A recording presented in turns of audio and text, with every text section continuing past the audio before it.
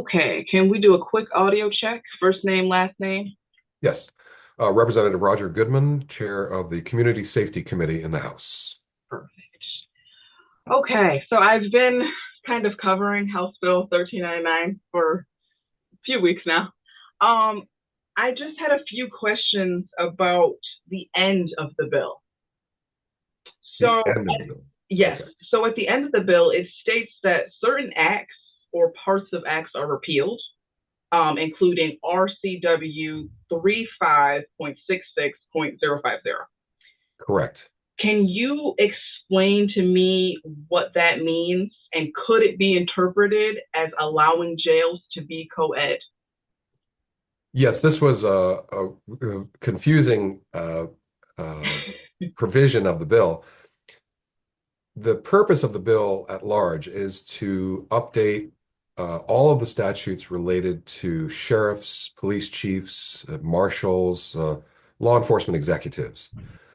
And in combing through the statutes, we found a provision from 1893 regarding police matrons. And so we consulted with the Sheriffs and Police Chiefs Association and wondered whether police matrons still exist or whether there's really not a need to have that in the statute anymore. And the Sheriffs and Police Chiefs agreed that police matrons are literally sort of a fixture of the 19th century, women who were employed by police agencies to make sure that other women in the system were protected. And so it is an antiquated feature that we just wanted to get rid of because it doesn't happen anymore. So it has nothing to do with jails being co-ed. Well, the section related to police matrons has a provision in it stating that the sexes need to be kept separate in what is called prison, but the word prison in the late 1800s actually meant jail.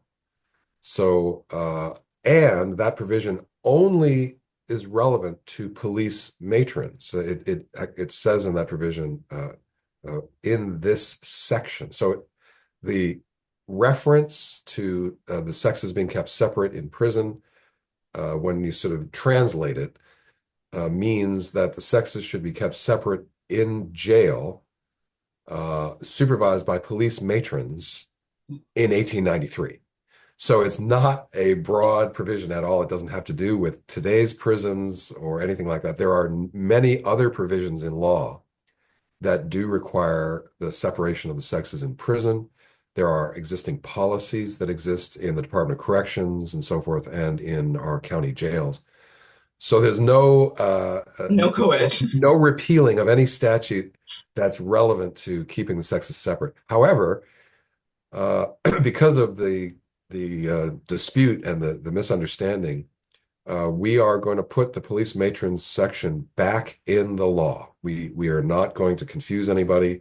It is an antiquated provision in law, but because there's some concern that repealing that section would repeal a provision guaranteeing that the sexes are kept separate, we're going to keep it in there, even though it really does not apply to anything going on today. Well, I don't have any other questions for you. I had more questions if that happened to be the case, but I was Yeah. reading No, it and the I was like, bill, the yeah. bill was amended. Let's see, today is Friday. The bill was amended 2 days ago and voted out of committee. So, um, I mean, we're really wanting to focus on the real issue, which is that some sheriffs are choosing which laws they wish to enforce and which laws they don't, including gun safety and reproductive rights and animal welfare and protecting immigrants and refugees. And so there's a lot of concern about arbitrary enforcement of the law in some counties. Yakima is not one of them. And want to make sure that sheriffs that engage in misconduct are removed from their position. No one would want to work for a sheriff who has been decertified and engaging in misconduct. So it really is about upholding the profession of law enforcement. This police matron section and about the jails Kind of blew up. was a sideshow. Yeah. And so So that we got that behind us. so with the bill, I know a lot of people's concerns, especially like the public, their concerns are by doing this, it kind of takes away that voters' right of like, if I elected this official, why are you kind of taking it away? So can you speak a little bit on that? Yes. So there are a number of provisions in law that provide that an elected official must step down or that a vacancy is created in that office if that elected official engages in certain conduct or loses qualification.